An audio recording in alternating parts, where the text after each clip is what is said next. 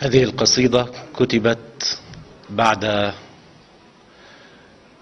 ثورة تونس والتي سميت بثورة الياسمين. الطريضة: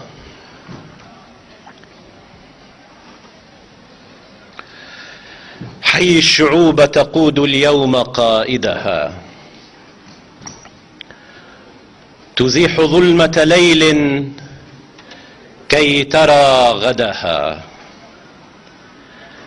لم تخش سيفا ولم تعبأ بحامله، فأحجم السيف خوفا حين شاهدها. مع كل نائبة للأرض تبصرهم، مع أنهم أشربوا غدرا مكائدها.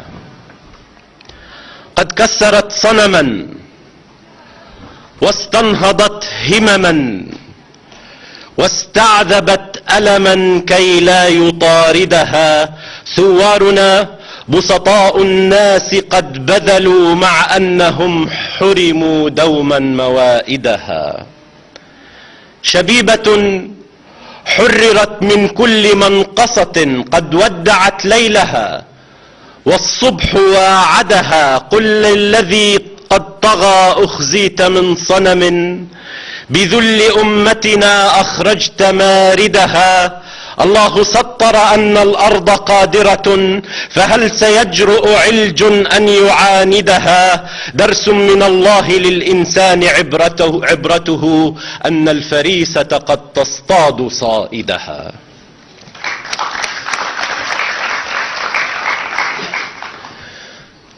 ماذا بربك تنتظر؟ أن يصدر الرحمن أمرا بانتدابك فوقنا رغم 80 التي بلغتها. هل خبأ الحراس عنك سقوط بعض ممالك من حولنا كم زرتها؟ لم ينتبه جلادها لإشارة كبشارة قد أطلقت بحرارة ومرارة وجسارة من قلب من ملوا الحياة محدقين بذلك الوجه العكر. لن يصدر الجبار أمرا بالخلود سوى لأرض خنتها. يا أيها العقلاء هل من مدكر؟ ماذا بربك تنتظر؟ أن يكسر الثوار بابك، حينها هيهات تقدر أن تمثل فوق شاشات القوادة دور غلاب العباد المنتصر. لو حاصر الثوار قصرك في الظلام، فسوف تخذلك الحراسة والحرس. ستصير قطا علق الفئران فوق قفاه في الليل الجرس. لاحظ، فإن هناك بعض ممالك لم ينفع السلطان فيها كل أسوار وأجناد، فغادر وانتكس. هي سنة لله تصدق دائما، يتكلم الثوار بالحق المبين. ترى البنادق قد أصيبت بالخرس.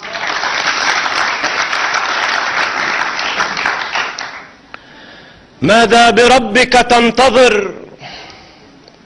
عونا من الأغراب أم عونا من الأحباب، أم عفوا من الشعب الذي قد سمته سوء العذاب؟ ماذا أشار عليك قواد وحاشية تصعر خدها للناس، أن تلقي خطابا آخرا وتقول إن الذئب تاب؟ ماذا يفيد خطابك المحروم من أدب الخطاب؟ ماذا ستفعل والمكان محاصر بجميع من عيرتهم بالفقر أو بالجهل والأمراض أو حذرتهم سوء المآب؟ ستقول قد خدعوك. من ذا قد يصدق كاذبا في وقت توقيع العقاب؟ ما زلت تحسب أن طيبة قلبنا تعني السذاجة. لا، فنحن القابضون على مقابض 1000 سيف يستطيع بأن يطير ما يشاء من الرقاب. لا تعتمد أو تعتقد أن التسامح إن أتى الطوفان مضمون، لأنك حين تبدأ بالتفاوض والمياه تهز تاجك سوف تعرف كم تأخر ناصحوك عن النصيحة، سوف تعرف كم يتوق الشامتون إلى الفضيحة، سوف تعرفها الحقيقة.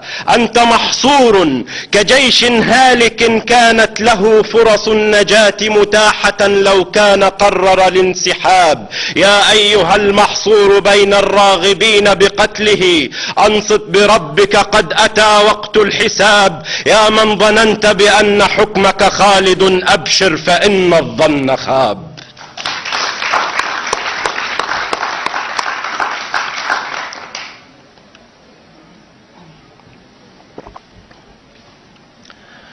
ماذا بربك تنتظر؟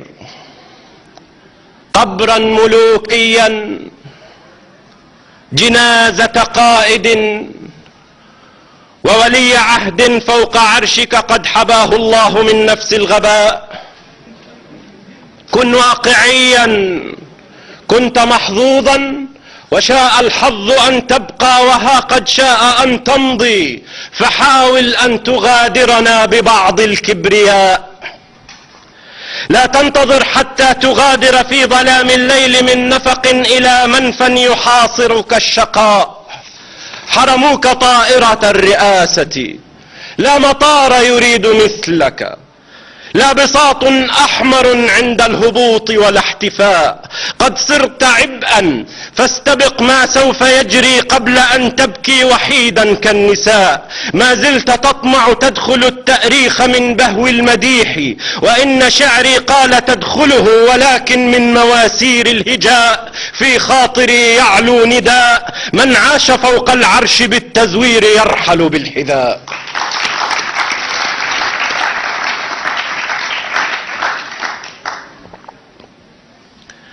ماذا بربك تنتظر؟ حدق بمرآة الزمان وقل لنفسك كيف صرت اليوم رمزا للمذلة والخيانة والخنا. ماذا ترى في هذه المرآة غير مجند لم يستمع لضمير أمته فوالس وانحنى؟ ماذا ترى فيها سوى وجه تغطيه المساحيق الكذوبة دون فائدة فيبصره الجميع تعفنا؟ اصرخ أمام جلالة المرآة ثم اسأل ضميرك من أنا.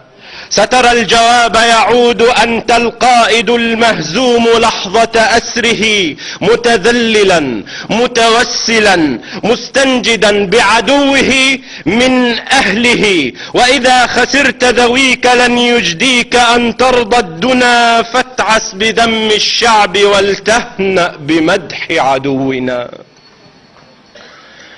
ماذا بربك تنتظر؟ القادم المجهول أصبح واضحا كالشمس في عز الظهيرة، فاذهب إلى حيث الخزائن واصطحب معك العشيرة. قد يغفر الناس الخيانة إن رحلت الآن، لكن إن بقيت فقد تطالب 1000 عاقلة وعائلة ببعض ديات قتلاها. وإن صممت أن تبقى ترى أهل القتيل يطالبونك بالقصاص، فخذ متاعك وابدأ الآن المسيرة.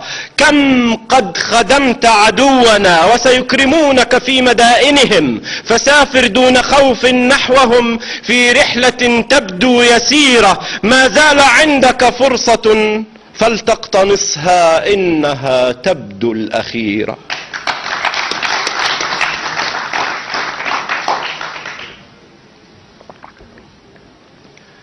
ماذا بربك تنتظر؟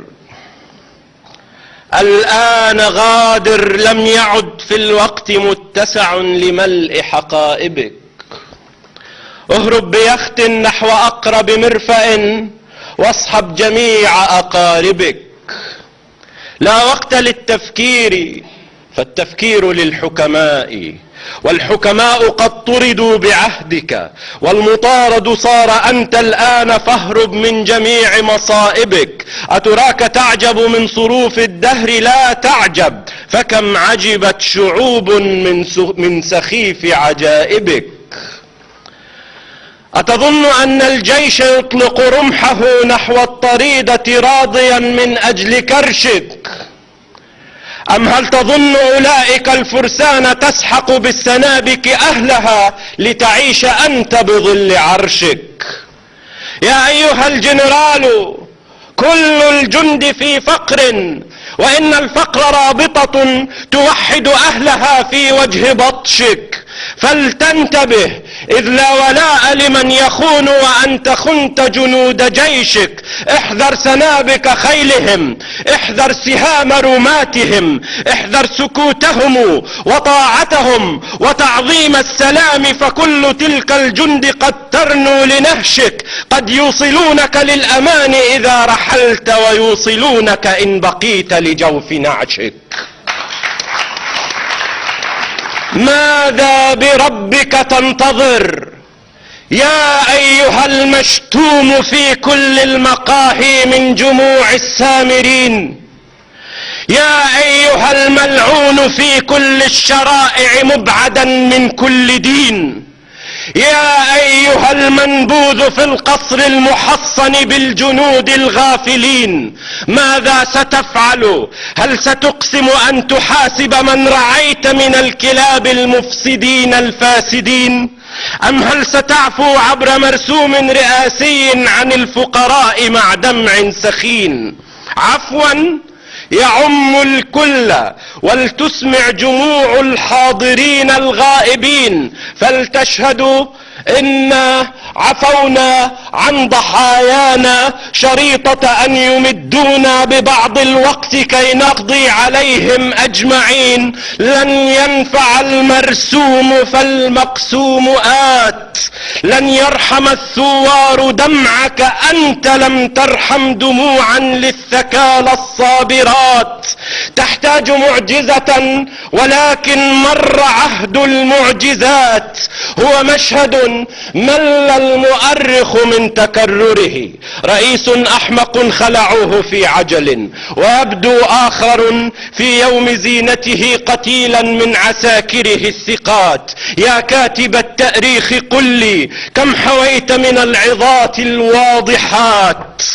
لن ينفع الحمقى جيوش حراسة، فنهاية الطغيان واحدة. وإن لعب المؤرخ بالأسامي والصفات، فاهرب لأنك إن بقيت ترى المهانة قبل أن تلقى الممات.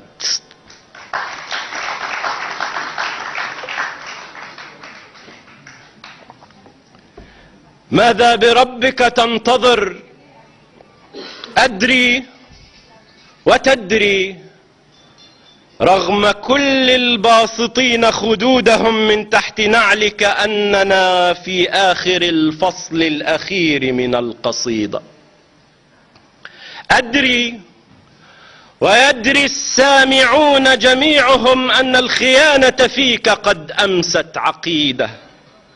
أنا لا أحب الهجوة، لكن إن ذكرتك تخرج الألفاظ مثلك في النجاسة والتعاسة والخساسة. لا تلمها، إنها في وصفك انطلقت سعيدة.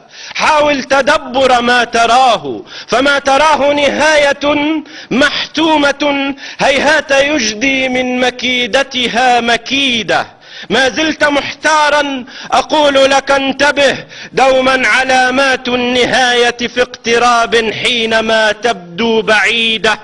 في الصفحة الأولى نراك متوجا، ولسوف نبصره هروبك معلنا وموثقا بشماتة طبعت على نفس الجريدة. يا سيد القصر المحصن، نحن من يجري وراءك بالحجارة والبنادق. يا سيد القصر المحصن، نحن من يجري وراءك بالحجارة والقنابل والبنادق. فانتبه، لست الزعيم اليوم بل أنت الطريدة. لست الزعيم اليوم بل أنت الطريدة. وشكرا.